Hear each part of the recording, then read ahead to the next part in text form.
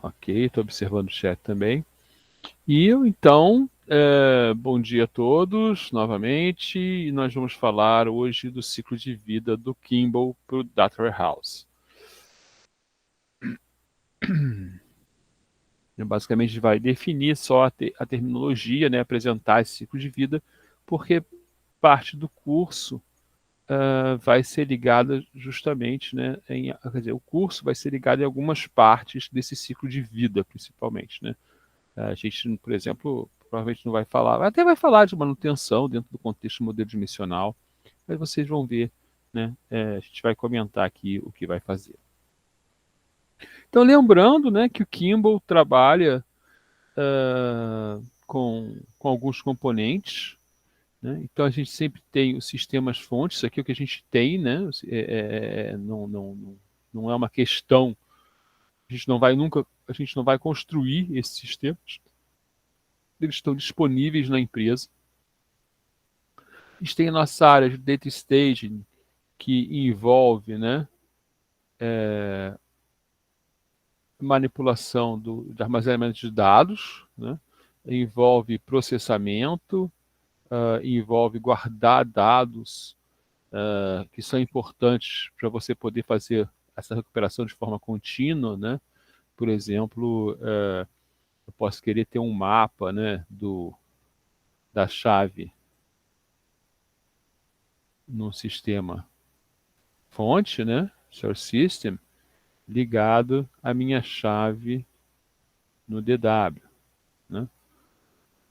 Porque o cliente, por exemplo, ele pode vir de vários sistemas, né? Tem um cliente aqui, tem um cliente aqui, tem um cliente aqui, cada um com a sua chave, né? Com seu ID, ID, ID 1, ID 2, ID 3. E eu vou ter um cliente aqui também, né? E vou ter um ID cliente do DW, alguma coisa assim, né? E aí eu tenho que fazer esse mapeamento. O ID cliente 1, o ID cliente 2 e o ID cliente 3, todos eles se mapeiam no DW, né? No ID cliente no DW.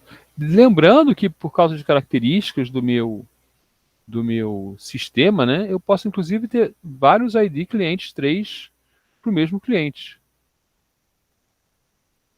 Porque simplesmente foi feito errado, o cliente mudou de nome ou mudou de endereço, né? São características do meu sistema, né? Ok, e aí eu tenho realmente o meu Data Warehouse, né? Nesse Data Warehouse eu vou ter implementado ele, né, num banco de dados. Atualmente a maioria é relacional, né, mas pode ter um banco de dados NoSQL ou orientado para modelagem mesmo multidimensional, né, e ele tem algumas características, né, sendo que a gente pode dizer que as principais é ser orientado ao assunto, né, é, e aqui está faltando aqui dados históricos, né, e serem dados históricos, né, e aí daqui eu vou gerar os datamarts, né. E aí, depois, lá no uso, eu vou ter várias aplicações. Por exemplo, eu vou ter que ter provavelmente uma aplicação que permite qualquer pergunta, né? Que a gente chama de add or query dentro dos meus modelos, né? Eu vou ter aplicações que geram relatórios a partir de geradores de relatórios, é o produto que existe nas empresas. Eu vou ter aplicações finais do usuário que foram desenvolvidas quase no modelo tradicional, e eu vou ter modelos, né? Que já estão provavelmente feitos por especialistas, né, que procuram dar, por exemplo, um score de crédito, né, prever as vendas no futuro, né, faz data mining para encontrar regras de negócio, né, e esses modelos podem voltar de alguma maneira aos meus sistemas, né. Então, como é que a gente vai gerar esses componentes, né? Como é que a gente vai trazer esses componentes à vida, né? Então, o Kimball fala do ciclo de vida dos componentes, do ciclo de vida do DW, né? Do Data Warehouse. Tá, esse ciclo de vida, né? a gente vai ver aqui, né, que ele tem um início, obviamente, né, de planejamento. A gente vai falar um pouquinho mais sobre isso, não muito, porque a gente vai falar isso, em alguns deles a gente vai escolher para falar detalhadamente, principalmente modelagem dimensional, né? Então a gente tem um pouquinho de planejamento, ou desculpa, a gente tem vai falar um pouquinho, mas a gente tem o planejamento, né? Que ele mais ou menos pode ser necessário, porque depois do planejamento você vai procurar os requisitos de negócio, então você pode ter que voltar, ok? Tem essa setinha aqui, dupla, né? E o planejamento gera no início de projeto de gestão, né, de tudo que vai acontecer. E aí você tem três trilhas. Primeiro, a trilha de implantar a tecnologia, certo? Que inclui hardware,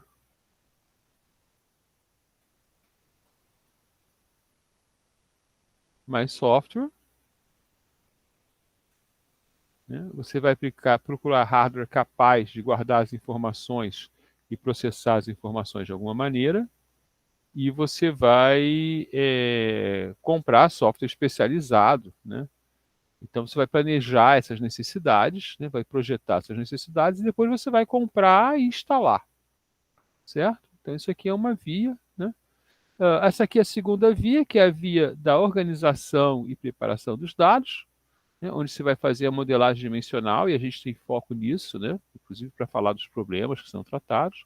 Depois, sempre que você implementa qualquer coisa relacionada a dados, né, você pensa em dois níveis, né, o nível lógico, que é a visão do cliente, ou até em três níveis, né, e o nível físico, né, como é que você vai botar isso no disco para as consultas serem ótimas, né, que tem relação com os produtos que você escolheu. E depois você vai projetar, né, como você vai trazer do fonte para o DW. Né? Então aqui tem a área mais custosa em homem-hora, né, dos nossos projetos, né? O design e o projeto e desenvolvimento como o dado é trazido, né?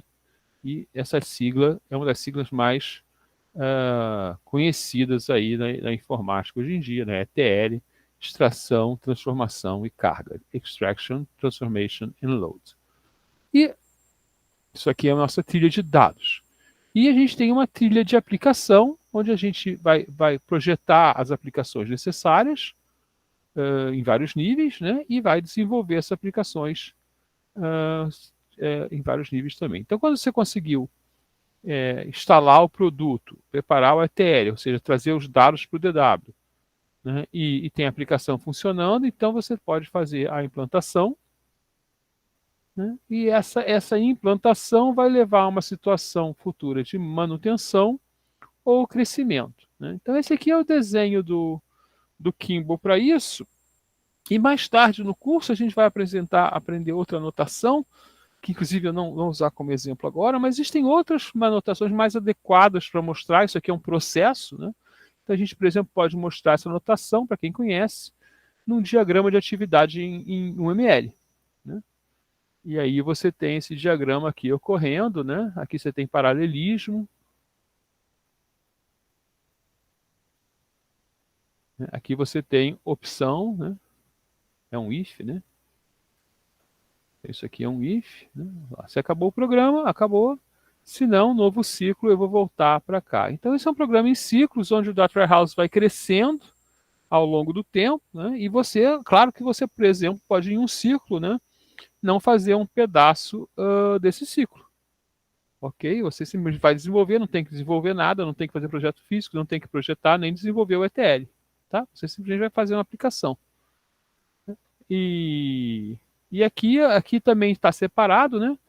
Eu separei o programa, né, do projeto, porque um programa é uma coleção de projetos.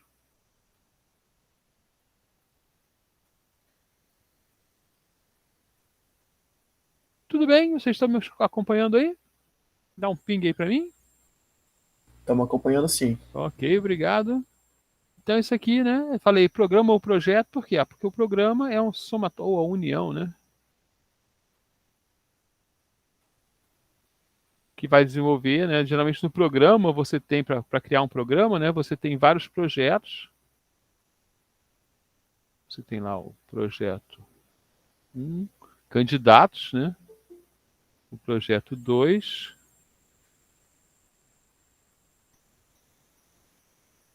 o projeto 3, e você vai escolher alguns no seu programa, né? Então você vai falar, você vai escolher esses e vai dizer que não vai fazer o projeto 3. Aí você vai gerenciar o seu programa, né, para que todos os projetos deem certos. Em cada programa você vai gerenciar, cada projeto, desculpa, você vai gerenciar o projeto. E para cada projeto você vai seguir essas 3 linhas aqui, né?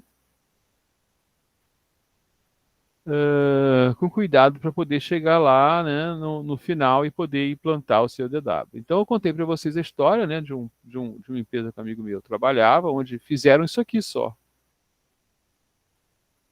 E aí não fizeram isso aqui porque mudou a diretoria e ela não considerou, né, importante esse projeto. Então eles tinham todo o equipamento, né, todo o software lá e não tinham nada implantado. Então, Professor, sim. qual é a diferença de gerenciar projeto e gerenciar programa para manter? Boa pergunta. Será que eu tenho uma diferença real? A gente tem alguns. Manter aqui? Ah, não, manter aqui, desculpe. Manter aqui é manutenção mesmo de software, de hardware, tá?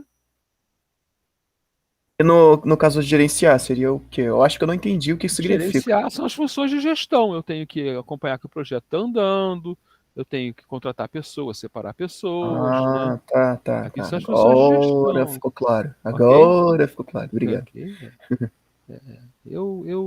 Às vezes, assim, a gente fala as palavras que eu falo, a gente fala impunemente, né? Então, o que que é gestão aqui? Vamos falar gestão, né? Acompanhar,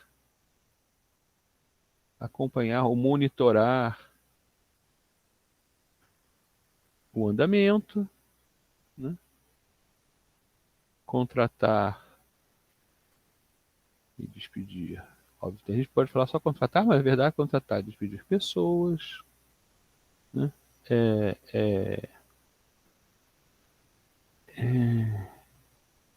controlar os gastos, agir para corrigir as não conformidades, né?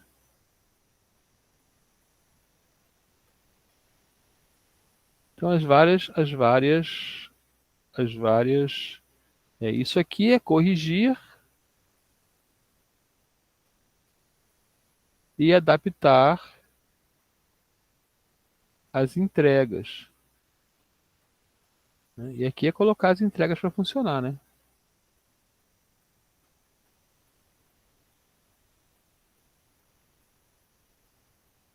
Então aqui é alterar, manter e alterar o que você já fez, né? E crescer é criar coisas novas que o Kimball separa, tá? Então a gente vê que o Kimball tem uma ideia de ágil, né? Apesar de ele criar várias fases, né? E, por exemplo, um projeto ágil provavelmente diria que tudo isso aqui é feito muito rápido, né? Isso aqui é tudo feito muito rápido em várias sprints, né? Um pedacinho em cada sprint. Mas o Kimball já começa a agilizar falando, olha, o nosso desenvolvimento é em ciclos, né? É iterativo. Iterativo, vai crescendo aos poucos, né?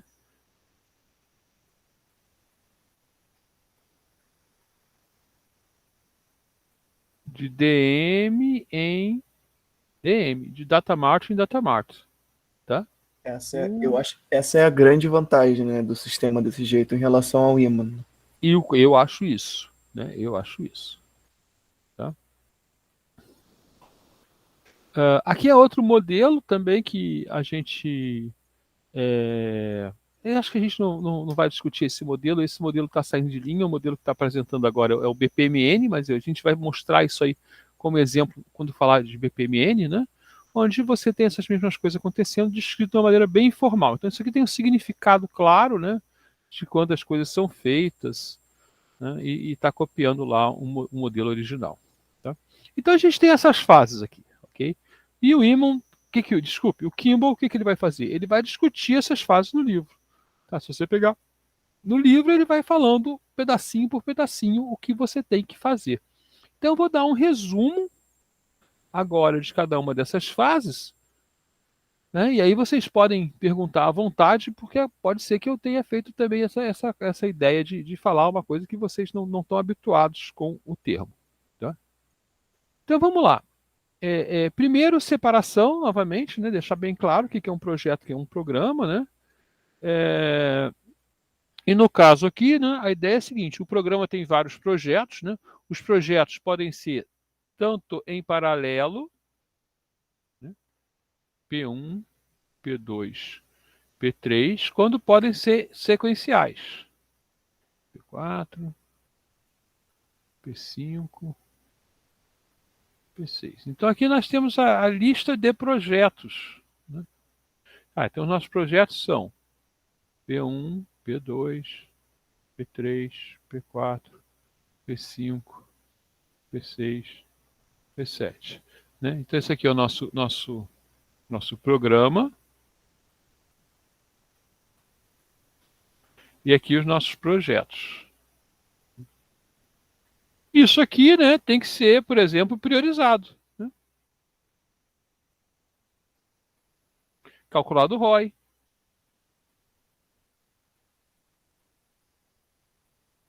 E pode ser que, inclusive, né, que aí tem a questão, né? Eu posso ter, inclusive, um projeto que tem um retorno maior ao percentual ao total, mas ele não é prioritário, porque esse aqui tem uma função mais estratégica para a empresa, ou traz uma informação que a gente não tem e precisa ter, né? Por algum motivo, ele precisa ser. Então a gente aqui vai usar técnicas como o Moscou, né? Por isso que eu falei antes, né? Vai usar técnicas financeiras, né? Como ROI, né? TIR, né? Valor presente líquido, né? E a gente vai alocar, então, os nossos recursos a médio e longo prazo. Vamos botar aqui médio e longo prazo, né? Tem um erro em algum lugar aqui que eu vi. Longo prazo de coordenar. Tem um L aqui à toa. Vou marcar aqui. De recursos, infraestrutura, prazo e comunicação ao longo de vários projetos.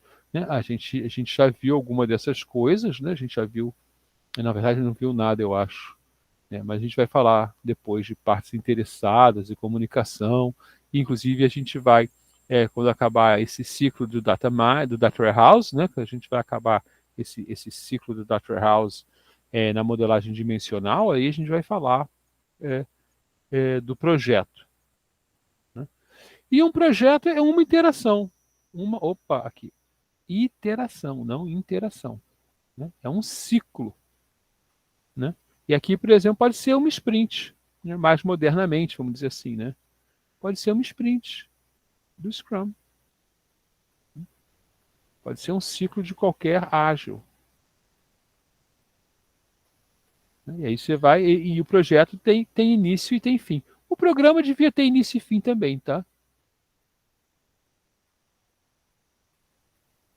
Por exemplo, tipicamente, você vai fazer, né, numa empresa grande, você vai fazer uma escolha do portfólio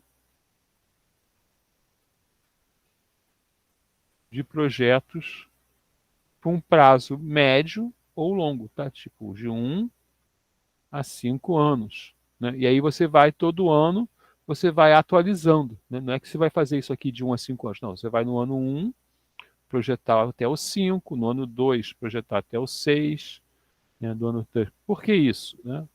Porque eu vou atualizando meu projeto, algumas coisas podem ter ficado inúteis, outras coisas podem ter ficado mais úteis, né? Mas geralmente você trabalha num ciclo anual de investimento. Né?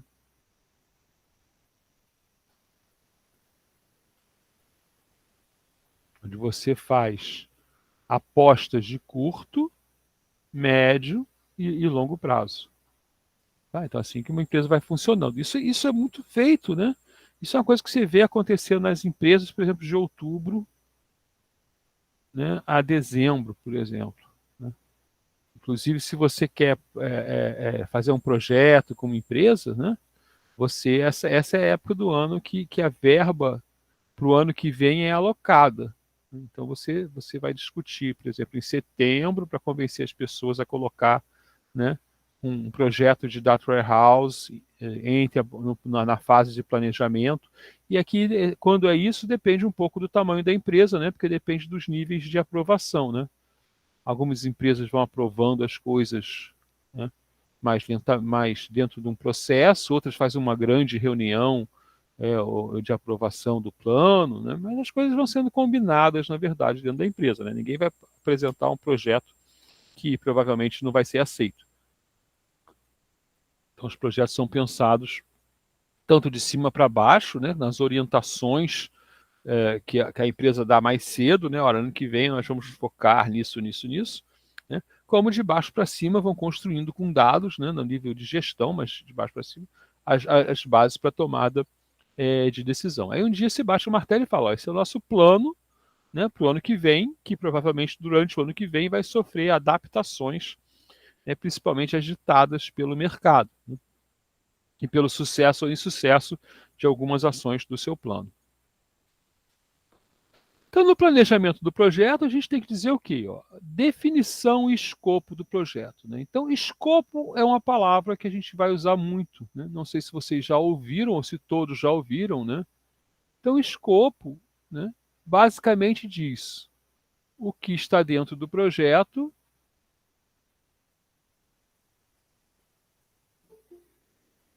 e o que está fora. Né? E aí a gente vai entender, né, do que a gente está tratando.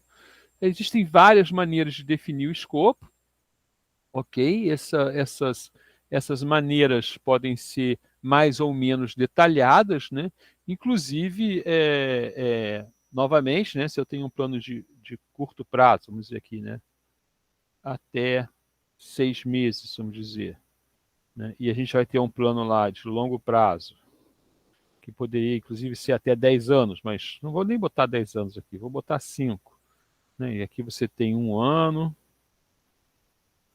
2 anos, 3, 4. Né? Então, se eu tenho um plano desse tipo, né? Por exemplo, um plano estratégico, muitas vezes só tem 3 anos. Né? 3 ou 5 anos. Porque o mercado, em alguns mercados são tão voláteis, né? Ou dentro do governo, por exemplo, não adianta você fazer um plano de mais de 4 anos, porque o governo acaba. Né? Então, não adianta você projetar nada para o 5º ano. Né? Porque o governo pode não estar lá. Né? Então você tem um plano aqui desse tamanho e você tem alguns objetivos a atingir, né? Que objetivos podem ser conquista do mercado, né? Pode ser implantação de serviços, né? Lançamento de produtos, né? Melhoria de produtos. Né? Então você tem, por exemplo, agora a gente está vendo aí, né, a Magalu, né? Vou fazer 50 lojas no Rio de Janeiro, estado, né? Em 1 ano. Então ela tem um plano de 1 ano, de 0 a 12 meses, onde ela vai fazer investimentos, né, e fazer obras e coisas do gênero. Né?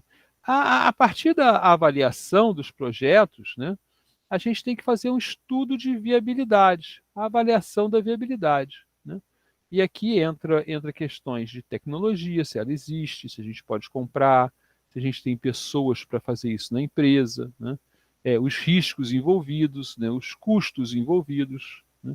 Eu posso ter, por exemplo, uma pequena empresa, um projeto maravilhoso, mas vai custar 3 milhões.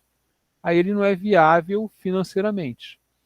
Eu posso ter numa empresa, por exemplo, um projeto de criar um aplicativo para a Apple, aí eu vou para o mercado e descubro que não tem como contratar programador Swift. Né? Eles estão, é um esforço muito grande, então esse projeto não seria viável por causa de questões de RH, né? Seria muito caro, teria que passar, e aí eu vou trocar o projeto para usar uma ferramenta multiplataforma, por exemplo, mas que tem mais programador JavaScript. Né? Então a gente vai analisar a viabilidade e opções. Né? Pode ser um projeto bacana, por exemplo, de uma nova aplicação de caixa, mas que implica também em trocar os caixas. Então vai ter um operacional, né? Um operacional muito complicado. Então qualquer projeto é planejado assim. Né? E no caso de Data Warehouse, por exemplo, a gente planeja as nossas releases, né? o que que eu quero entregar, né, a cada mês, por exemplo, né? Mês 1, 2, 3, 4, 5, 6. Principalmente a gente está seguindo o método do Kimball lá, né? 8, vamos lá. Né? Então a gente vai avaliar a viabilidade do que a gente está propondo. Né? A gente vai fazer uma justificativa de negócio. E aí a gente tem o alto custo de projetos de DW, né? Principalmente os do tipo Big Bang, né? Ou seja, que entrega tudo logo de uma vez só.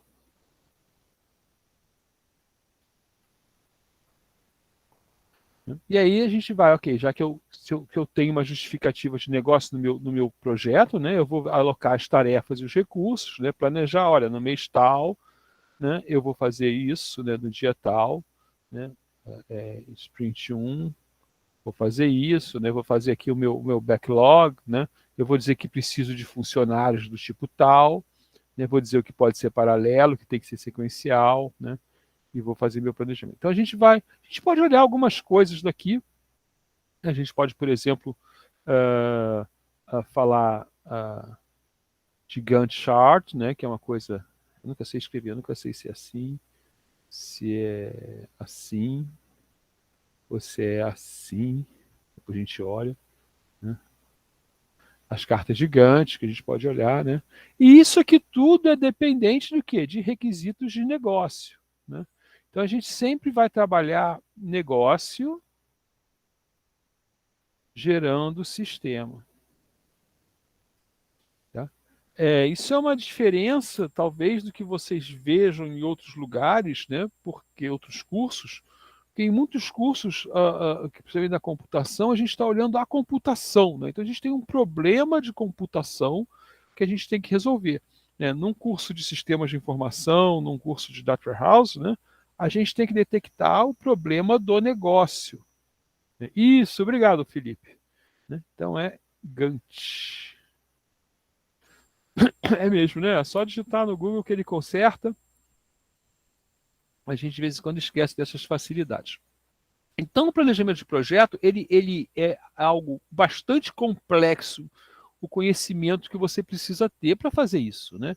Ele é estudado principalmente em duas áreas, né? A gente tem aqui a área, vamos dizer assim, mais formal, que é consolidada num livro que chama PMBOK, tá? Que é Project Management Body of Knowledge, e o planejamento é uma área, né? A gente tem o processo de software, né? Principalmente a ISO 12207, tá? Que é um documento que diz todos os processos. Aí tem os processos de planejamento, processo de aquisição. Tá? A gente tem outros concorrentes do PMBOK, tá?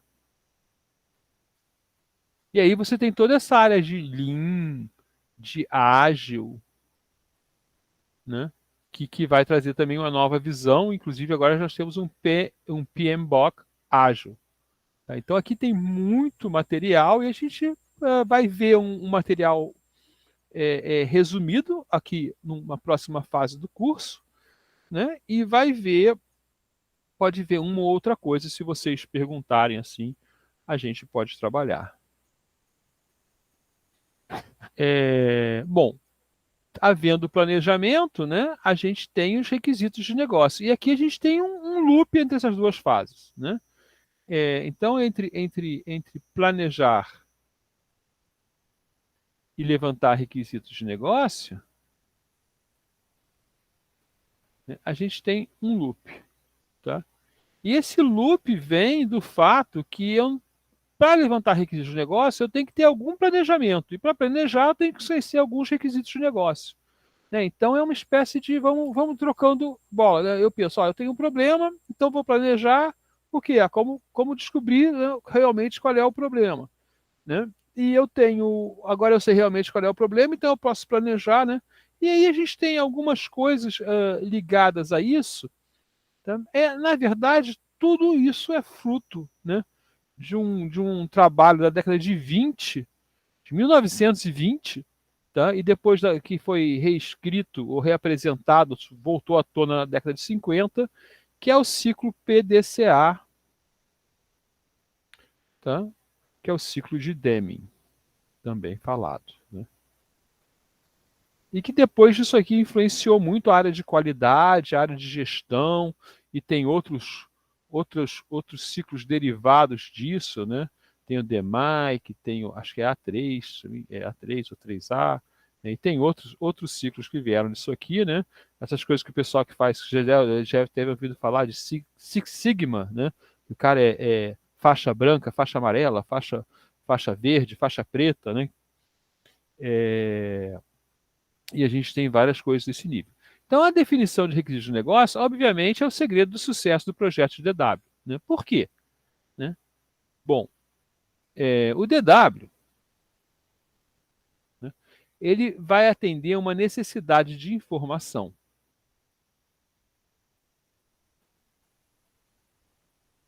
Ou melhor, uma necessidade de tomada de decisão da empresa. Ele atende. Ok? Atende como? Atende por meio, né, de informação.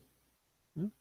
Então, ele fornece informação para tomada de decisão com algumas características. Né? Ele fornece uma informação é, é, precisa ou correta,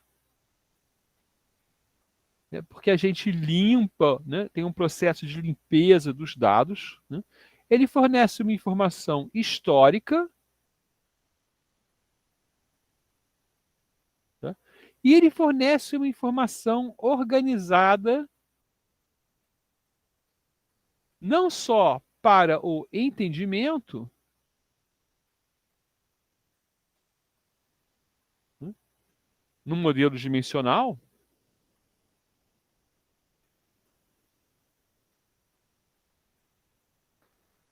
mas como para a manipulação fácil. Tá? Isso é DW do Kimball, né? Por causa do modelo dimensional. Tá? E, se bem feito, também rápida. Né? Eficaz, eficiente, eu vou botar rápida. Ok?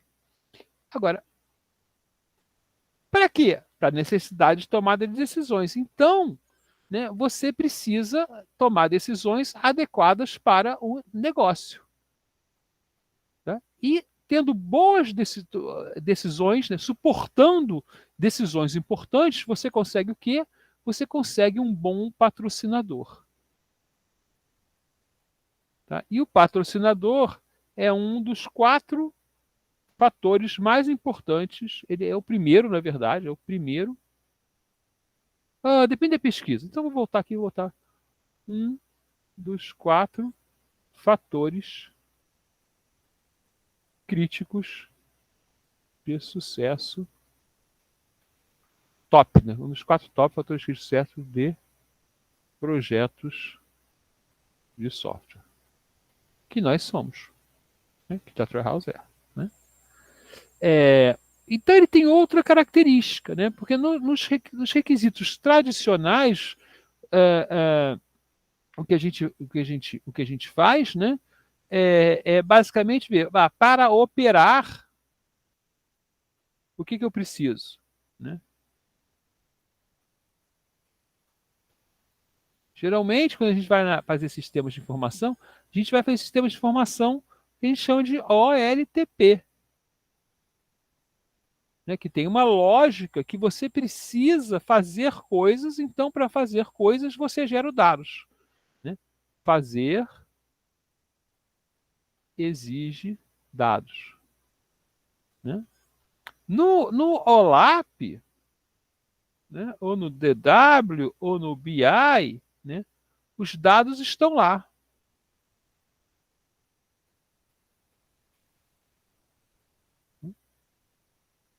E a pergunta é o que eu posso fazer, o que eu devo, ou posso, ou preciso, né? Para falar do Moscou, né?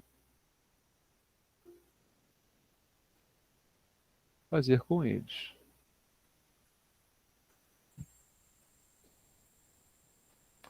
Então, o que eu preciso fazer com eles, né?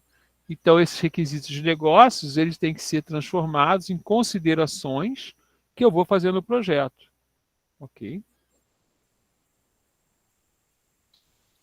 E aí, eu posso precisar voltar ao planejamento, né, para adequar melhor o meu projeto e voltar depois aos requisitos. Então, isso é um ping-pong, né, até você ficar satisfeito. Então, quando você está satisfeito, significa o quê? Significa que você tem um projeto. Né? Um projeto, vamos dizer, um projeto aceito. Né? Você não sai desse passo até o projeto aceito. Então, eu vou voltar aqui, né, numa das minhas notações, e eu vou dizer aqui, ó, aqui eu tenho um evento que é projeto aprovado. Tá? Então eu vou aqui, ó, necessitar uma necessidade de DW, né? Vou apagar o programa aqui temporariamente, tá? O programa vai ficar em volta, né? O programa vai ficar por fora aqui de tudo isso, né? Então eu vou definir meus requisitos de negócio. Se o planejamento não está adequado, eu volto ao planejamento. Então tem esse ciclo aqui acontecendo como o primeiro marco. Né? Completado o projeto aprovado, então eu posso seguir para cá e vou trabalhar em paralelo essas três linhas. Né? A linha de arquitetura, tecnologia, né? Aqui, tecnologia, a linha de dados e a linha de aplicação. Ele usou a aplicação aqui, usou a aplicação. A trilha, né? Quando eu tenho tudo pronto, então, né, as coisas estão combinadas, eu vou implantar. Opa, manutenção, tem um errinho aqui. Ficou claro esse ciclo inicial, né? Agora, esse ciclo inicial, ele pode ser, na verdade, né, numa questão ágil, você inclusive deve usar, né, a ideia de protótipos, a ideia de sistemas de um produto mínimo viável, né? Essas coisas não aparecem no Kimball, né? Até porque ele é anterior, vamos dizer, a isso, né? Então a gente pode botar aqui, eu vou botar uma transparência nova, tá? Vou dizer aqui, ó, aprovar o projeto,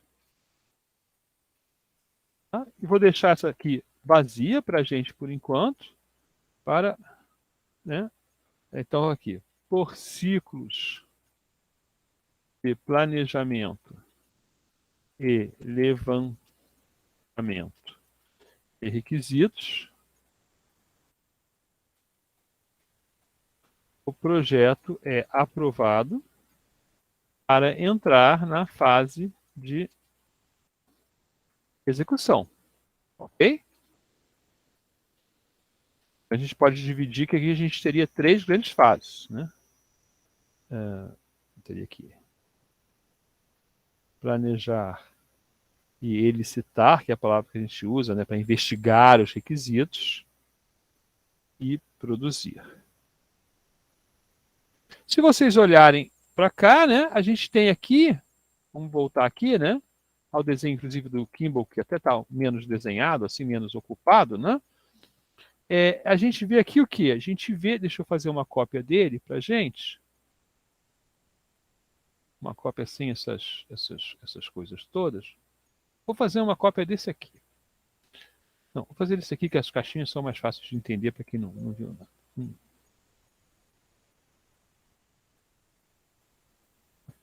Então, o que a gente está vendo aqui? Ó? A gente está vendo, ó, um ciclo de execução, tá? De implementação, um ciclo de planejamento, né? E isso aqui é um ciclo. Tá? Planejar, executar. Tá? Se eu falar em plan, do check act, que é o PDCA, né? Aqui é planejar, executar, né? E o check e o act mais ou menos estão aqui. O check, vamos dizer que esteja aqui, né? Check, né? Aí tem um act aqui para melhorar e um act aqui para corrigir. Tá? Então aqui teria uma caixinha aqui que eu vou decidir se eu vou criá-la. Mas ainda na ideia de um ciclo longo. Tá? O que é longo para a gente? Longo para a gente agora é meses. Tá? O ágil, a gente vai mudar isso para semanas. Né? E além disso, né, a gente tem uma entrega, né?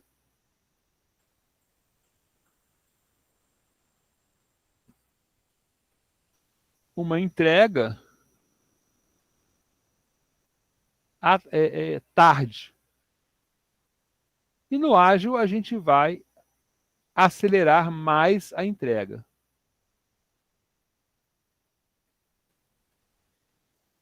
Significa que essas etapas aqui, principalmente de projeto, né, ela é realmente uma sprint.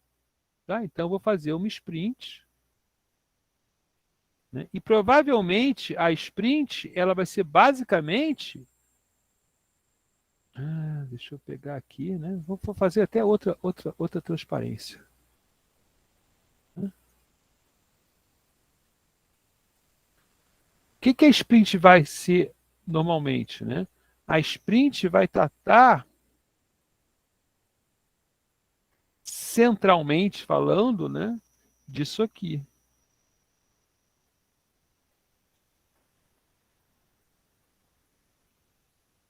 Ok? Por quê? Porque isso aqui muda pouco. Pode ser que eu tenha um sprint para cá. Mas normalmente a sprint vai ser planeja a sprint, né? Aí busca os requisitos nessa caixinha aqui. E depois implementa o ETL, um pedaço do ETL, né? Um data mart, né? E um pedaço da aplicação de BI. Né? Lembrando, né, que uma característica importante dos projetos ágeis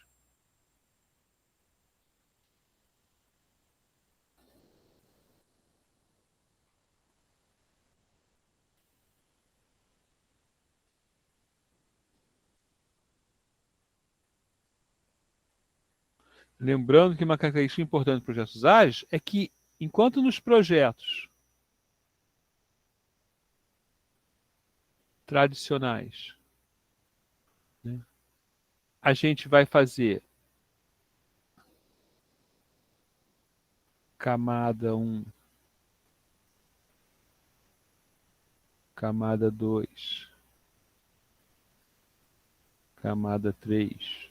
Então, por exemplo, a gente vai fazer aqui, né, o modelo dimensional. A gente vai fazer aqui o ETL. A gente vai fazer aqui as aplicações. Eu vou botar um tempinho aqui, tá? Para a gente saber o que está falando, né? Aqui no T0, no T1 e no T2, né? T0, T1 e T2. Num método ágil, vou pegar outra cor aqui.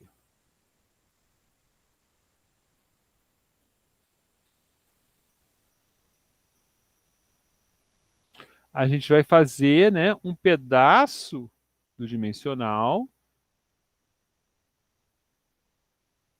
em T0, um pedaço do ETL em T1, um pedaço das aplicações em T2. E aí a gente vai fazer depois outro pedaço, né, no T3, outro pedaço no T4, outro pedaço no T5. E pode ser que a gente só faça aqui, ó, só um pedacinho aqui no T6, né, e aí só um pedacinho aqui no T7. Né? Professor, Sim. mas voltando um pouquinho lá no slide anterior, não seria. Você disse para mim que no ágil você faz um pedaço desses caras que você circulou de vermelho, certo? Certo.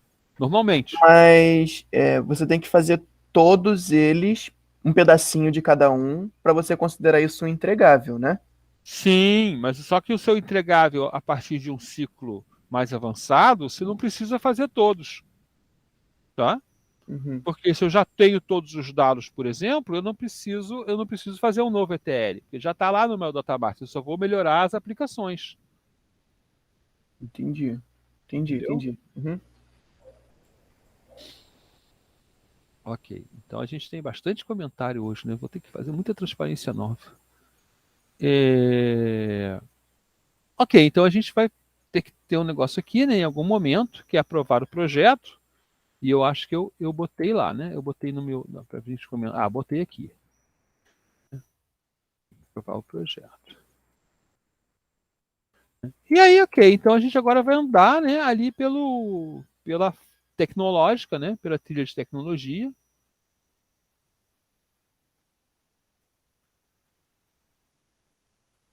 Lembrando que isso é feito em paralelo com as outras trilhas, né?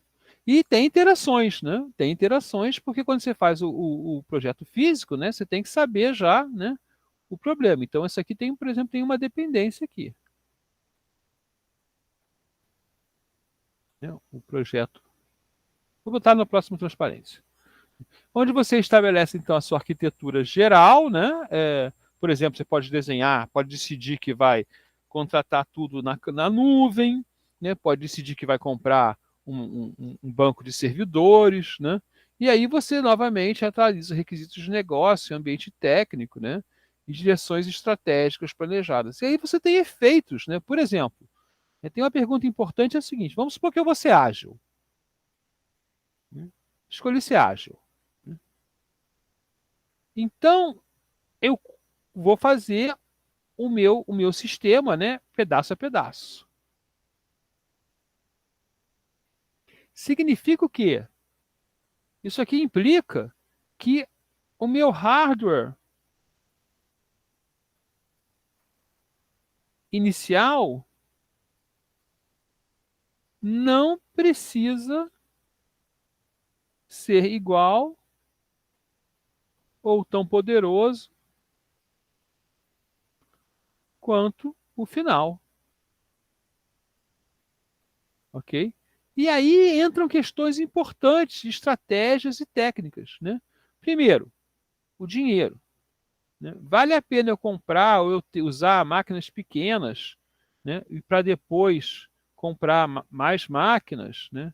E depois comprar máquinas grandes, né? Segundo, né? A mensagem que eu estou passando ao usuário,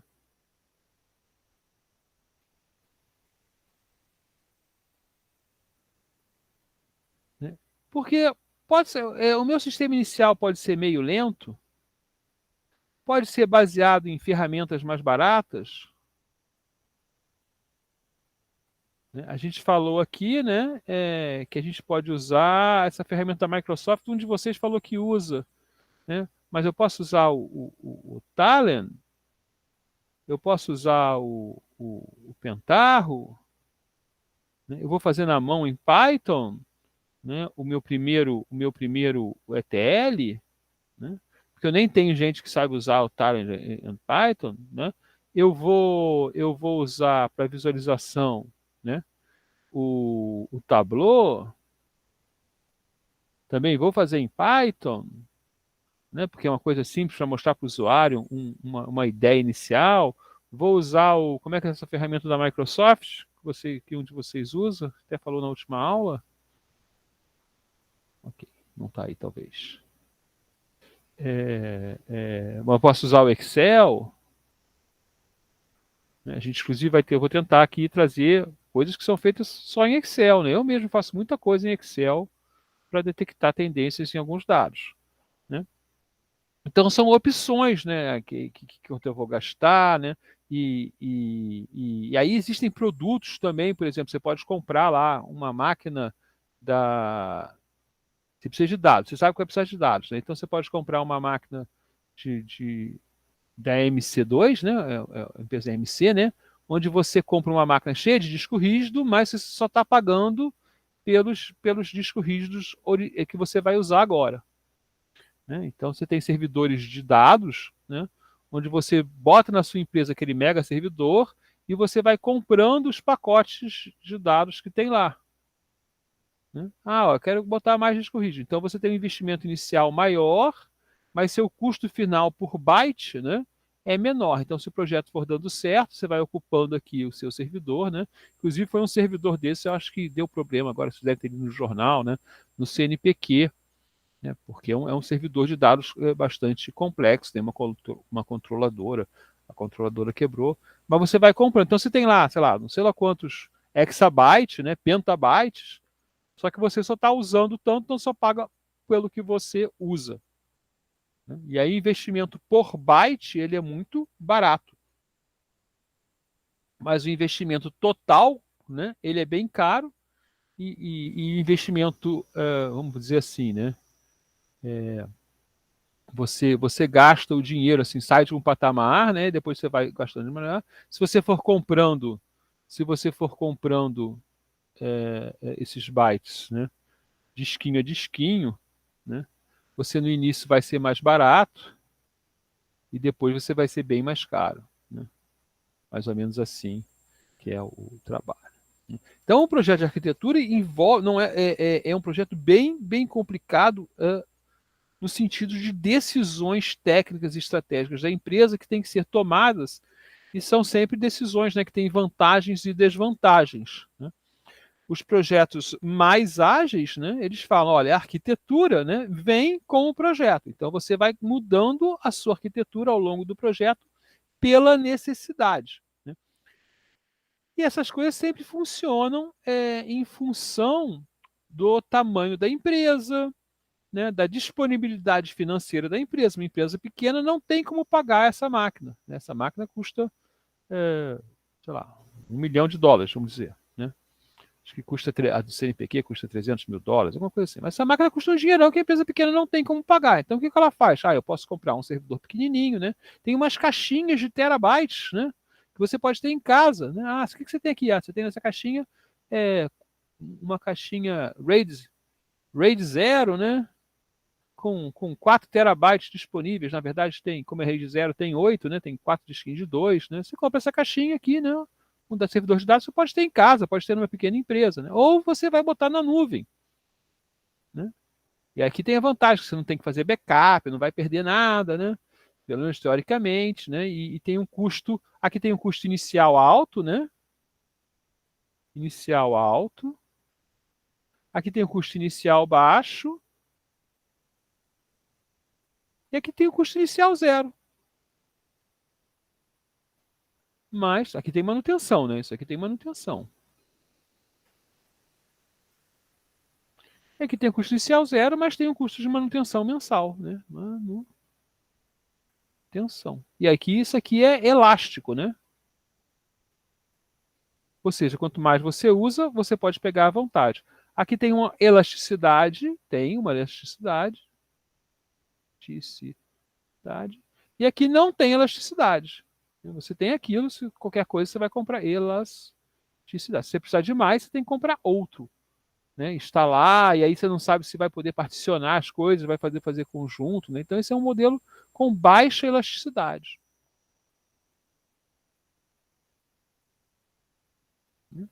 Então, são esses os tipos de decisões que a gente toma, né, no nível de cada empresa, e essas decisões têm seus benefícios, né, e são comparadas, né, e implica em ideias da empresa, também na assertividade que se tem, né, na vontade que se tem de fazer aquele projeto, né? Então, né, se o projeto, por exemplo, já foi testado, né, já está dando certo, é fácil você fazer um investimento muito grande. Um projeto inicial, as pessoas ficam com medo, fazem um investimento menor. Ok, vamos seguir em frente para a gente poder pelo menos acabar essa aula hoje. E aí, né, você vai fazer uma seleção de produto e instalação, tá? E vai se envolver num processo de compra, que é um processo não trivial para uma empresa grande, tá? Um processo de compra, né, envolve levantamento das opções, Vamos fazer um projeto. A gente decidiu, por exemplo, fez uma decisão aqui, né? Fez uma decisão aqui. Vou fazer uma decisão aqui. Decisão de arquitetura, tá? Ah, Michel, me diz aí uma decisão que eu posso fazer. Adotar um SGDB relacional para o DW. Né? A gente chama R Rollup, então a gente vai no Rollup, o R é Relational DBMS, né? Então a gente vai tentar essa abordagem. Então quando eu chegar aqui, né, que eu tomei essa decisão, né, quando eu chegar aqui eu vou ter que decidir, eu vou pegar um MySQL, eu vou pegar um Postgres, eu vou pegar um Oracle, eu vou pegar um Microsoft, e essas coisas implicam em, por um lado, desempenho, e por outro lado, o dinheiro, né? Porque aqui tem custo também. Se você botar lá o Postgres, você vai ter que pagar pela consultoria de alguém de Postgres, né? O software grátis não tem custo zero, né? Raramente, né? Então a gente vai escolher, né? E vai criar requisitos, né? De avaliação, né? E padronização, né? Vai avaliar, vai selecionar e vai testar, né? Para ver se você consegue. Claro que agora na indústria a gente tem muitas coisas que a gente sabe que funciona, né? Então você vai comprar lá uma ferramenta. Eu vou usar, né? Por exemplo, se você vai usar o Pentaho, né? Com Oracle. Opa, funciona bem, eu sei. Ok. Pentaho com MySQL. Aqui eu já sei que já, apesar de funcionar, né? Já tem alguns problemas. Há questões, né? Por exemplo, parece que na versão que eu usei do Pentaho, né, tinha que usar o driver antigo do MySQL. Não sei se ainda está assim, né? Faz 2 anos que eu fiz esse trabalho. Driver antigo, o driver novo não funcionava. Então a gente vai compondo as coisas de forma elas funcionarem juntas também, né? Quando a gente vai selecionar o produto. Então tem várias escolhas. E aí instalação, né, que implica algumas vezes em obras físicas, né? Você tem que preparar uma sala, preparar energia, né? E aí, veja só, eu estou trazendo tanta complicação e vocês começam a perceber, poxa, não é mais fácil eu ir lá para a nuvem, né? Pegar um pacote lá, né, que eu já sei que está tudo funcionando, né? Então a nuvem, né, ela implica em não precisa de espaço, né? De ambiente. Ela tem pacotes, né, pré-definidos de várias coisas, né? Você paga pelo uso. O dado o dado é altamente seguro,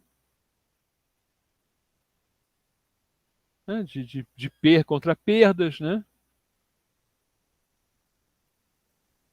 E você pode melhorar ainda mais isso, né? Ela tem outras características de custo proporcional, alta elasticidade.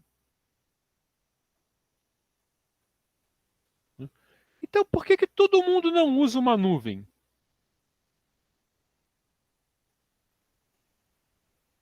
O Felipe tem alguma. Eu tenho problemas, né? Eu tenho problemas de. Exatamente. Eu tenho problemas de custo ser proporcional. Né? Então, eu tenho que olhar bem o custo. Né? Eu tenho problemas de latência. Eu tenho problemas de propriedade, de controle dos dados. Né? Eu coloco os meus dados na mão de outra empresa.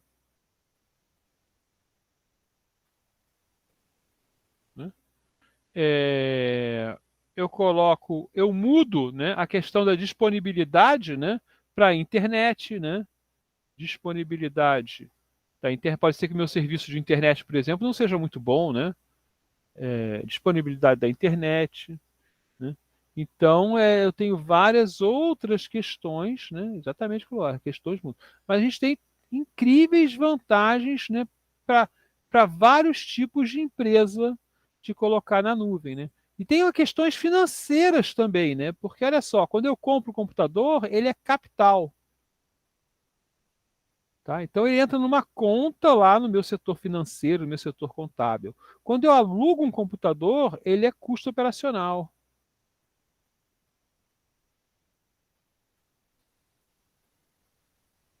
E isso aqui tem implicações no imposto, né, no valor da empresa, em várias coisas também que né, a gente faz um planejamento CAPEX e OPEX. Então tem vários fatores, né, que vão levar a gente a pensar isso, né? O ambiente negocial, o ambiente empresarial, o ambiente das organizações, ele não é simples, né? Esse é o recado que eu quero passar aqui. E aí, uma escolha que você faz, né, pode levar ao fracasso de um produto, né? Então, vamos imaginar aqui, né? Novamente, eu vou abrir uma transparência nova.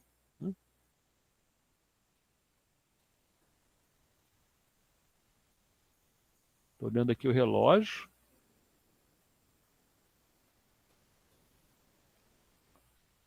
Então, aqui, ó, né, vou imaginar o seguinte quadro, né? O seguinte cenário, né? Eu posso ter um cenário aqui, ó. Eu tenho muitos dados já na minha empresa, tá?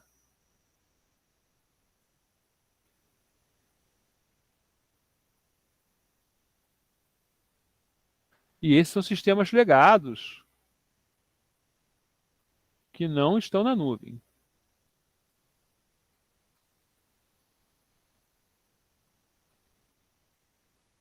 Aí eu tenho o cenário 1,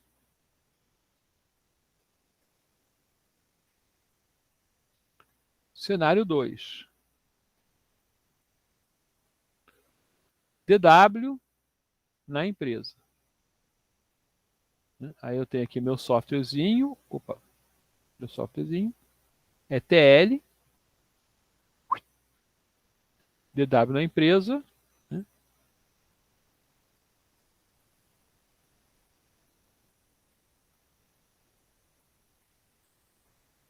Cenário 2, nuvem. Aqui, né, a gente tem redes, sei lá, na ordem de gigabytes, né? Cenário 2, nuvem.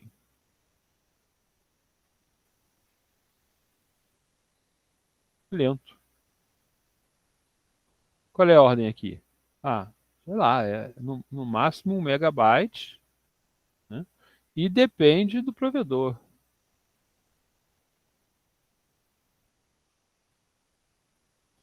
E será então que eu tenho, né? Meus dados conseguem chegar lá a tempo, né? Então eu tenho questões desse tipo, impacto da rede.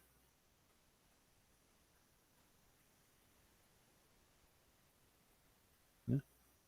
Aí eu quero passar esse dado para cá, ó. Eu tenho outro impacto aqui, né? Vou botar uma nuvenzinha aqui. Tem outro impacto aqui, né? Segurança. E aí eu vou passar meu dado criptografado, aí poxa, vou ter mais um impacto na rede, né? Mas porém, aqui, por exemplo, eu posso ter espaço, né, físico, né? Tenho espaço, mas eu posso também, né? Ok, não tem espaço. Aí eu tenho nuvem, ou opções como colocation, né? Botar um servidor meu em outro lugar, né? Então as opções são múltiplas e são muitas vezes caso a caso, né? Inclusive projeto a projeto, né? Sim, esse hardware local, né? Mas aí eu tenho que ter dois. Vamos botar aqui, né? Vamos botar aqui né? Redundância. Vamos botar aqui o backup, vou botar aqui uma fita, né? Você tem que gerenciar essas coisas. Deixa eu ver se vocês têm algumas outras observações. Muito bom, muito bom. né? Então a decisão é complicada, né? E aí a gente agora vai mudar, né, de faixa aqui, né, para a trilha de dados.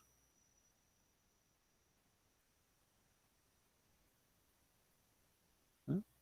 E aí tem a modelagem de negócio, né? Essa modelagem de negócio, ela obviamente vem dos nossos, desculpe, a modelagem de dados, né? E ela obviamente vem dos nossos requisitos de negócio, né? E aqui tem duas questões, tá? Uma questão é a seguinte: uma estratégia, aliás, tem várias questões, desculpe, né? Mas uma questão é a seguinte: eu li isso aqui, agora eu me esqueci o que eu ia falar. Não é só o modelo que é importante.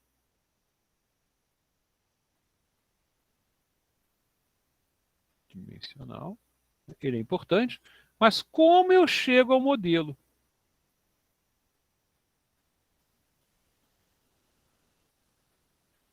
Então, novamente, né, quando eu visto uma camisa, né, que é a camisa dos sucessores do Kimball ágeis, né, a gente vai escolher trabalhar com os nossos modelos em cima dos processos da empresa.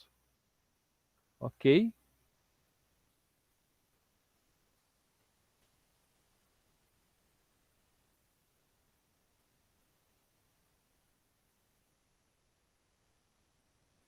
E não em cima dos departamentos, né? E essa modelagem dimensional, ela implica em eu estudar o dado que eu tenho.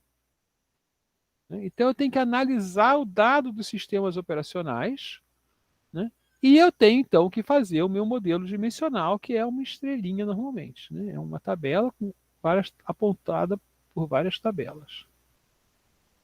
Ok?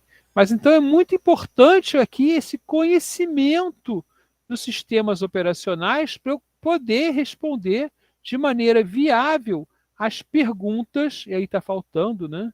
Quais são as perguntas do negócio sobre a informação que ele tem. Né? Então, o nosso método de chegar ao modelo, né, ele vai focar nessas coisas, nas perguntas que podem ser feitas, né, em cima do negócio. Né? Inclusive com um trabalho cooperativo, né? Um trabalho cooperativo que envolve, ou participativo, é melhor dizer, né? Então a gente vai fazer uma opção participativa, né, ágil, da criação, do como eu chego ao modelo dimensional, ok? Não a versão tradicional, por exemplo, decidida por modeladores de dados apenas. Aliás, né, fortemente baseada. Aí, Chechel, por que você fala das coisas? Porque as coisas têm utilidade, né? 5W2H. Tá? Esse vai ser o nosso lema. A gente vai buscar respostas a essas perguntas. Né?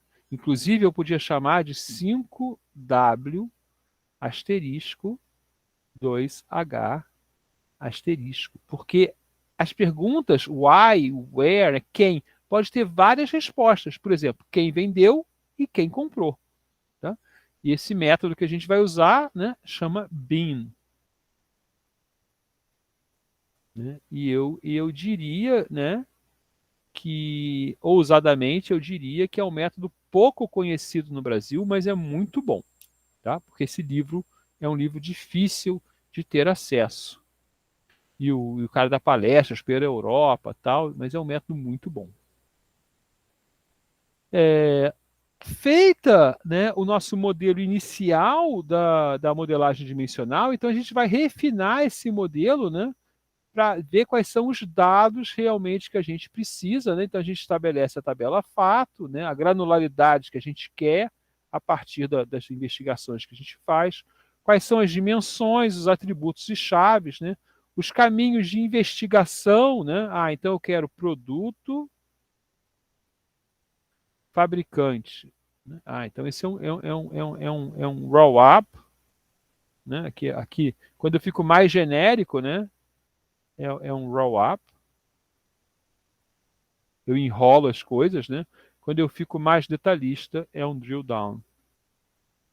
A gente vai falar sobre isso mais tarde, né? um plano preliminar de agregação, se eu tenho granularidade mais alta, né? E aqui vai ser muito importante terminar, né, esse processo do modelo dimensional já com o mapeamento inicial das fontes que eu quero lá para o pessoal do ETL saber de onde tirar o dado, né? Então isso aqui é um insumo lá para o ETL. E quando o projeto é pequeno, é ágil, são as mesmas pessoas fazendo, né? Quando o projeto é grande, numa empresa grande, e o projeto que o Kimball descreve precisa de vários tipos de funcionários de conhecimentos diferentes, né? Vai ter várias personagens, várias pessoas envolvidas nesses personagens, né? É a famosa discussão ali do desenvolvedor full stack, né? Então existe também lá um full stack de DW, né? E um especialista em área,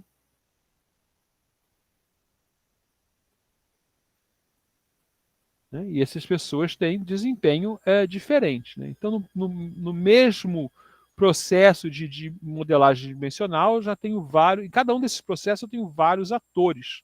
Tá? E eles aparecem lá no Kimball, e apesar do que eu tá, que não tem como fazer um projeto daquele tamanho no Brasil, na maioria das empresas, né?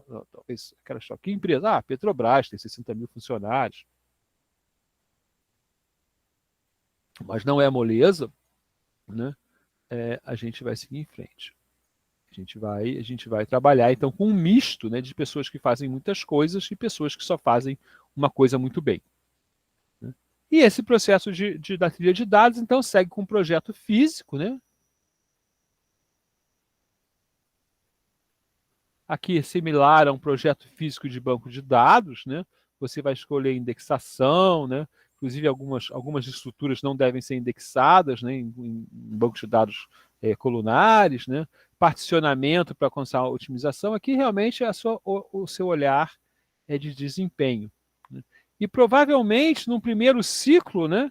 Numa primeira sprint ágil, então caso ágil aqui, né? Uma primeira sprint, né, não vai se preocupar com o desempenho.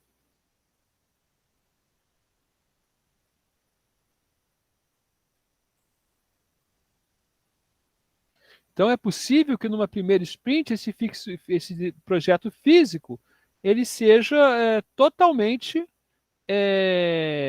simples, né?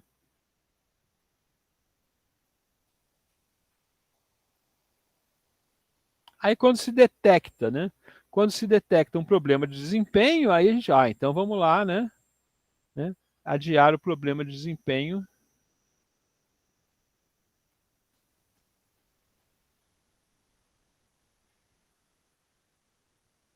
para quando ele aparece. Ou no máximo, né? Quando deve aparecer. Ok? E ok, finalmente, né, o processo de ETL, né, que aí vem esse aviso aqui, né, 70% do risco de um projeto de, de Data Warehouse está em cima do ETL, né? Por quê? Porque temos problemas de qualidade de dados, né? Então o cara vai lá, eu vou pegar meu dado em algum lugar e esse dado tá mal preenchido, né? É de má qualidade, né? Então, por exemplo, o CPF, nome, identificação e telefone das pessoas que compram, né, em uma loja, né? A pessoa, ok, ela dá o CPF dela, mas daí ela dá o nome pela metade, o endereço ela dá errado, né? Então essa informação é ruim, né? Agora, CPF, nome de quem vai receber algo e endereço de quem vai receber algo pelo correio. Aí é bom. Pode ser que esteja um errinho no nome, mas o cara vai botar lá o endereço dele certinho, porque senão ele não vai receber o produto. Então você pode confiar no endereço. Então a qualidade de dados ela tem essa característica, né, de ser muito ruim nos sistemas legados, né? Por questões práticas da vida real e por questões de melhoria constante dos sistemas OLTP, né? Os sistemas OLTP eles estão sob melhoria constante, né? Vamos falar manutenção constante. E essa manutenção causa variação nos dados. Então, até muda de formato de um ano para outro, né? Aparecem campos novos, campos são eliminados, o dado está mal escrito mesmo, né? Você usava um CPF, né? Aí você passou a usar um CPF de outro jeito, né? Outra representação, aí você cria um campo old CPF, um novo CPF. Essa manutenção constante vai complicando os nossos modelos de dados, né? Inclusive, algumas ferramentas elas são não relacionais. A gente pode ter que buscar dados em ferramentas não relacionais, principalmente no contexto da Warehouse 2.0, e algumas dessas ferramentas podem ter campos criados para um elemento. É que nem você faz em Python, né? Você pode criar uma variável para um objeto só, daquela classe. Né? Aqui também pode acontecer em alguns modelos não relacionais. Então você tem um processo inicial de ETL e ele nunca vai acabar. A gente estava conversando sobre isso, né? Acho que na última aula, né? Como o ETL depende dos sistemas fonte.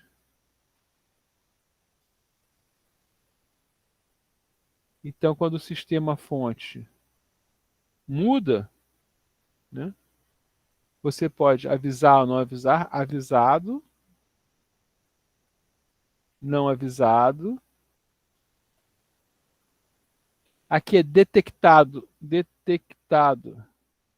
mais tarde como um erro. E aqui exige, né, esforço prévio para evitar o erro. E esse erro não vai ser detectado necessariamente na hora, não. Eu posso detectar esse erro 3 meses depois. 1 ano depois. E aí eu tenho que fazer todo o meu processo de ETL de novo para corrigir o erro. E é bastante complicado isso, né? Vocês podem imaginar. Okay? Então, ETL vou botar aqui, né? Aqui, trilha de dados.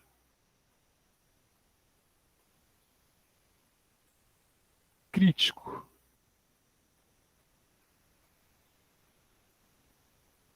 Dependência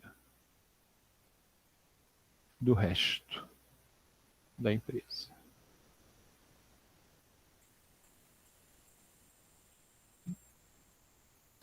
Já na trilha de aplicações,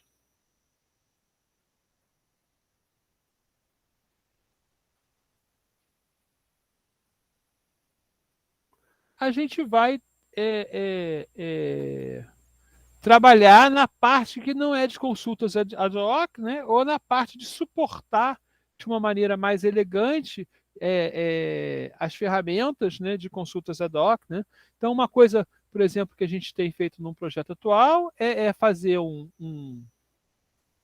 dashboard, né?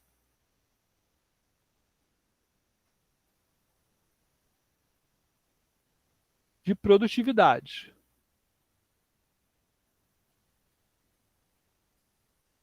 Então, a organização tem vários processos.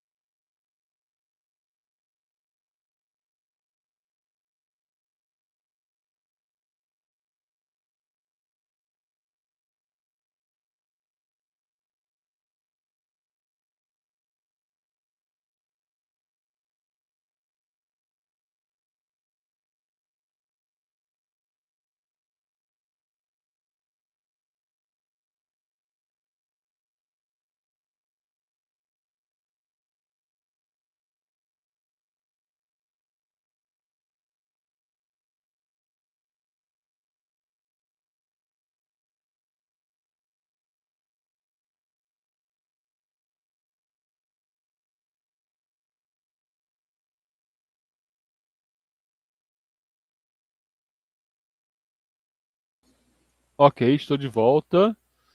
É, eu já tinha, eu estava falando aqui do dashboard. Vocês estão me escutando, né? Agora eu estou vendo todo mundo. Isso, estamos escutando sim. Isso, muito obrigado. Mas não tá compartilhando tela não, professor. Ah, ótimo, obrigado. Eu tive que sair mesmo.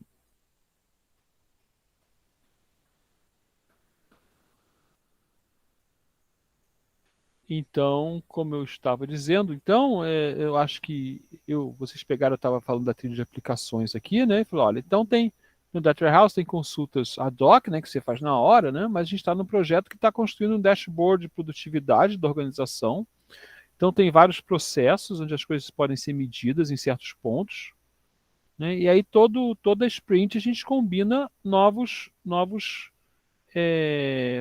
gráficos ou tabelas para apresentar no dashboard, entendeu? Aí o projeto tem lá alocado um grupo de pessoas, né, que vai fazer então todo esse processo, né, de buscar no sistema fonte. Hoje em dia o sistema fonte é um único, né, porque está sendo feito integrado, né, aí levar para o modelo dimensional, né, não precisa discutir muito o modelo físico, né? Então, separar esse processo de ETL, né, que vai pegar o dado em alguns lugares diferentes, né?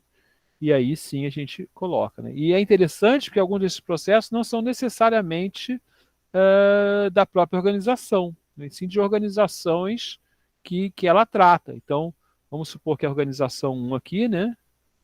Organização 1, ela trabalha com fornecedores, então ela pode fazer um dashboard para como os fornecedores atendem ela, né? Ela tem lá os fornecedores, né? E ela vê lá, olha, eu estou recebendo desse fornecedor a seguinte coisa, né? No caso aqui, ela tem um fornecedor de é uma organização pública, tem processos, né? Então ela recebe lá, então tem mapas de processo, quantos recebe, enquanto dia um processo é atualizado e coisas assim, que são dos fornecedores para entender como eles funcionam, né? E aí também tem um trabalho, né, de calcular coisas, que às vezes pode ser muito complicado, né? Então, por exemplo, eu fiz um projeto uma vez, né, que era o seguinte, ele tinha uma caixa de dinheiro aqui. Ok. Então, até o mês X, né, ele tinha essa caixa de dinheiro, né, do projeto lá que eles gerenciavam, né? E aí falou, não, mas essa caixa de dinheiro ele tem vários pedaços, tá? O projeto tem vários pedaços, então o dinheiro pode ser dividido em várias caixinhas, né? E eles tinham lá uma prática, né? Então tem aqui o dinheiro é dividido em várias caixinhas, aqui é um projeto, né? Aqui é uma etapa, etapa. E na informação que tinha, o máximo que eles podiam fazer era tipo dividir por 4, tá? Aí entrou uma informação nova. Então, nessa informação nova que entrou, eles podiam dividir proporcionalmente o dinheiro, tá? Não era uma realidade absoluta, mas era bem próximo da realidade.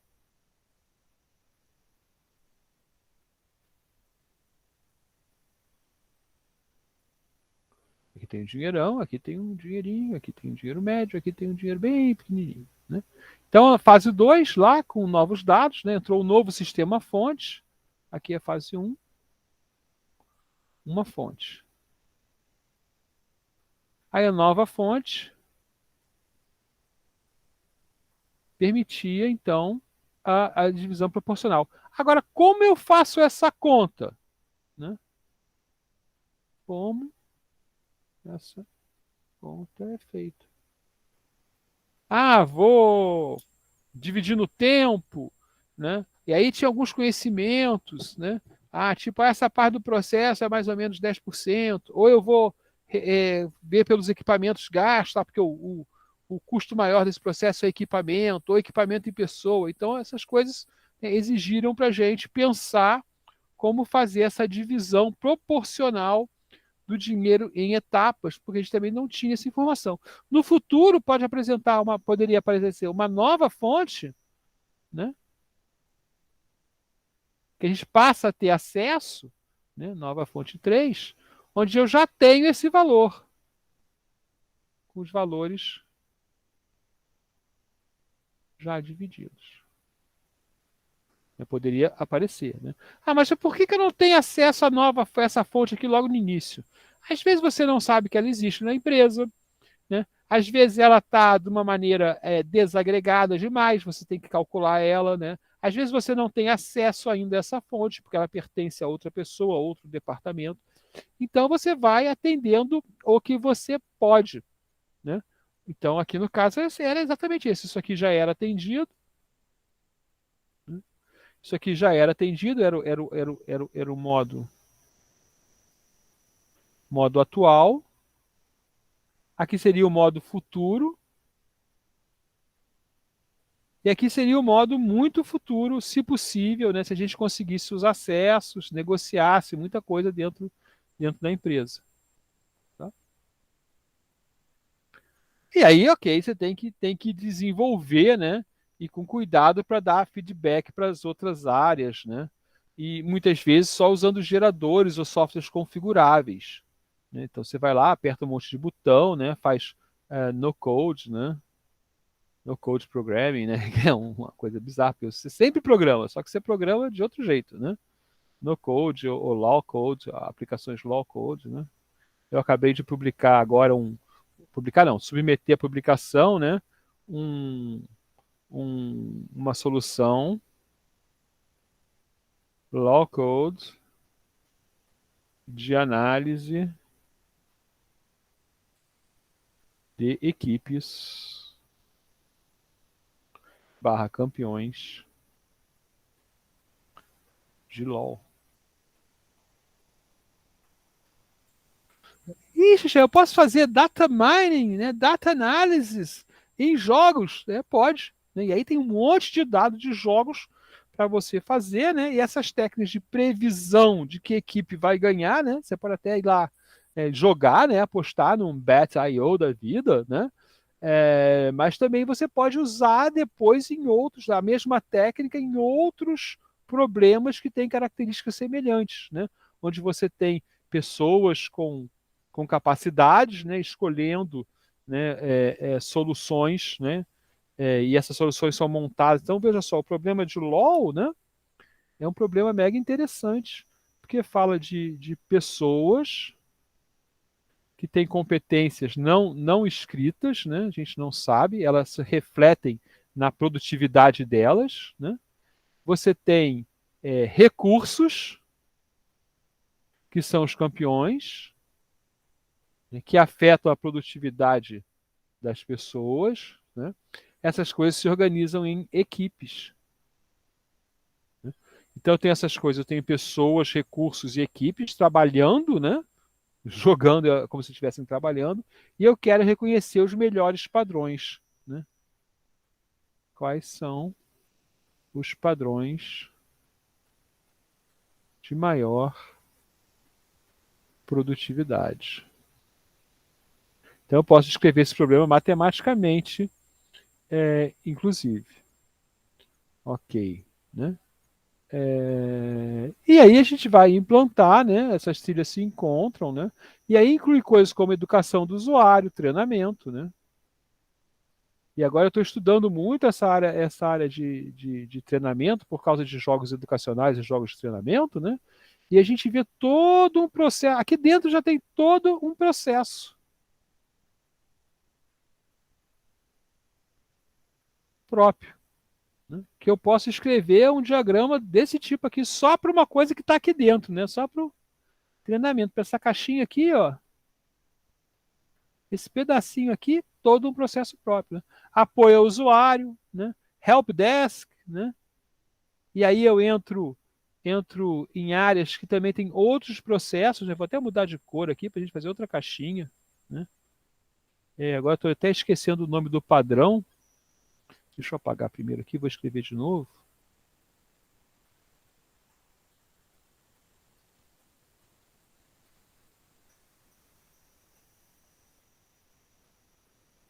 Para quem tem dificuldades com cor, estou tentando botar um verde claro e um vermelho escuro aqui, né?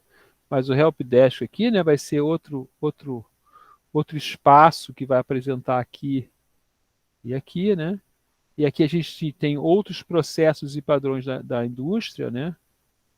Que você tem que se adaptar, né? Estratégias de feedback, como que você vai ouvir o seu cliente, né? Aqui, deixa eu pegar aqui, vou olhar aqui no nome do padrão. API Service Standard.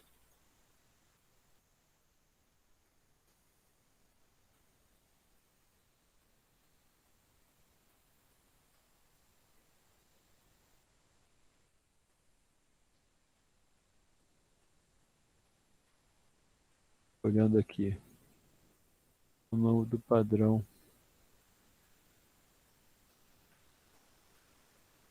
COBIT.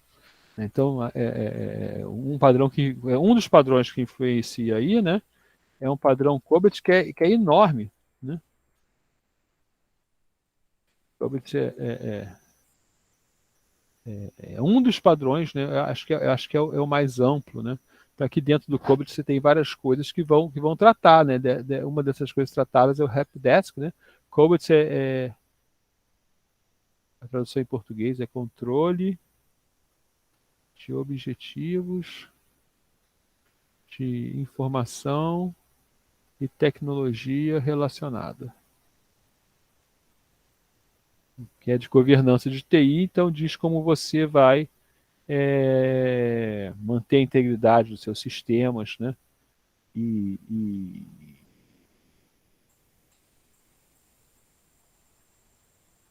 aí tem lá um pedaço que é definir processos, né? Gerenciar qualidade. Tem um outro modelo que é o que eu queria, mas o COBOL já é o primeiro modelo que essa área entra, né? E tudo que a gente está falando aqui, na verdade, acaba entrando no COBOL, né? E essas duas áreas, né, de manutenção e crescimento, né? Então, uma característica dos projetos de Data Warehouse, né, é que eles têm um amigo meu fala, um programador grampeado, né? Então, você tem o DW aqui, né, funcionando, e aqui você vai ter lá um grupo de pessoas, né, o backroom, né, o back office, né, que mantém, né, porque você precisa do ETL diário, né, mantém a operação, né, e a atualização do sistema, né, e principalmente do ETL e novas perguntas, né, apoio a novas perguntas. E aí, em algum momento, né, essa coisa que poderia ter outra caixinha aqui, né, que vai atender o usuário, né, vou botar aqui, atender ao usuário, e vai determinar, não, isso aqui é uma manutenção, ok, um valor de um campo está errado, alguma coisa assim, não, isso aqui é uma melhoria, né, um crescimento do banco, então eu tenho que fazer uma nova sprint, um novo projeto, né? Então eu vou escolher um desses caminhos para aquela minha manutenção. E é importante entender realmente o que é manutenção, porque tudo isso aqui,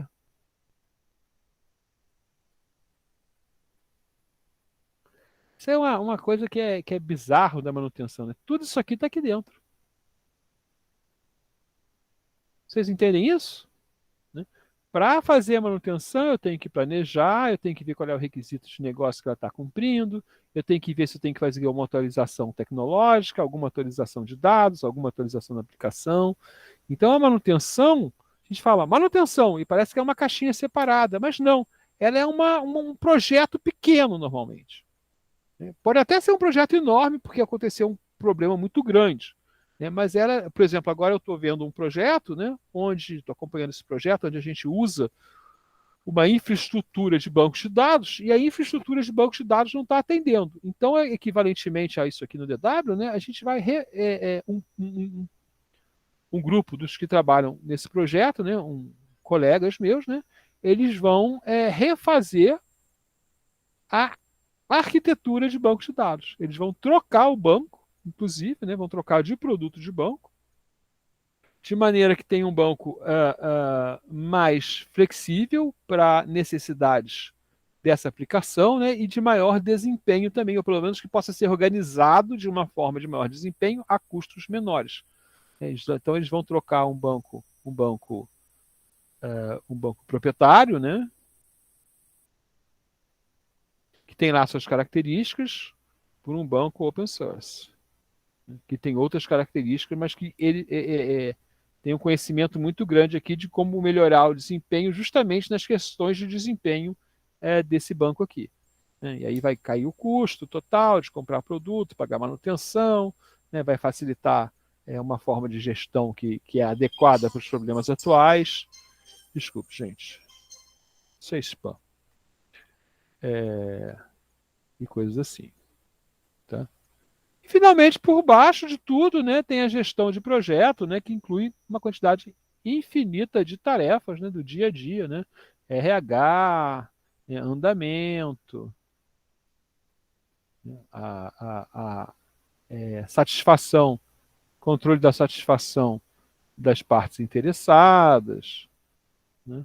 E aí tem vários processos de gestão, né? Então nós temos vários processos de gestão ou áreas do conhecimento da gestão que aparecem lá no PMBOK ou em outros modelos semelhantes, né? Então aqui a nossa palavra de referência para gestão, mesmo que a gente ache isso aqui meio antiquado, né? Mas ela fala das questões, né? Ela pode não ter uma medida muito atualizada, né? Porque é algo que vai atualizando, mas eu tenho também o PMBOK Ágil, né? Que faz a atualização dele para o Ágil, né? Mas eu tenho outros. Mas aqui é uma bem completa que fala de todas as áreas de atuação da gestão ou da gerência de projetos em geral. Então vai ter lá, né? Gestão de recursos humanos. A gente pode até pegar aqui um capítulo aqui, vamos ver aqui, PMBOK 6 áreas. Áreas de conhecimento do PMBOK 6ª edição. Eu posso mostrar para vocês rapidamente, né? Ó. Integração, controle do escopo, controle do cronograma, controle de custos, controle de qualidade, controle dos recursos, controle da comunicação, controle dos riscos, controle das compras, né, e controle das partes interessadas. Então, esse aqui já dá uma ideia que nós temos 13 tipos, né, de conhecimentos necessários para trabalhar na gestão. Então, é bastante complicado. A gente vai dar uma pincelada em alguns, provavelmente no curso. Por que eu falo provavelmente no curso? Porque eu dei esse curso uma vez, essa é a segunda vez, eu estou tentando dar um curso melhor, né? Inclusive nesse formato à distância, ele tem outras características, como a gente não ter laboratório, né? Então eu não posso garantir que o software funciona aqui com vocês, na casa de vocês, né? Eu sei que tem gente assistindo pelo celular, gente com menos acesso ao computador, gente com mais acesso, gente que cada um tem seu perfil aqui, então a gente vai tentar atender mais possível todos os perfis. E é isso, então chegamos ao fim dessa aula, né? Basicamente, né, toda a bibliografia dessa aula está no livro do Kimball, né? Apesar do que os meus comentários, né, altamente expansivos em várias áreas, né? Eu espero que tenha dado para ter uma ideia de como funciona, né? A gente vai ver alguns exemplos de como o Kimball trata, como outros autores tratam, como outras áreas tratam ao longo aí do curso, né? Alguém quer fazer alguma pergunta final?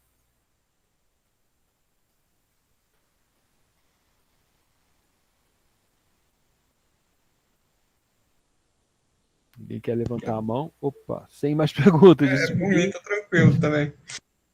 Legal. Ok. Vou botar isso aqui só para aparecer no filminho lá, né? Que isso tem uma maneira que pode ser distribuído.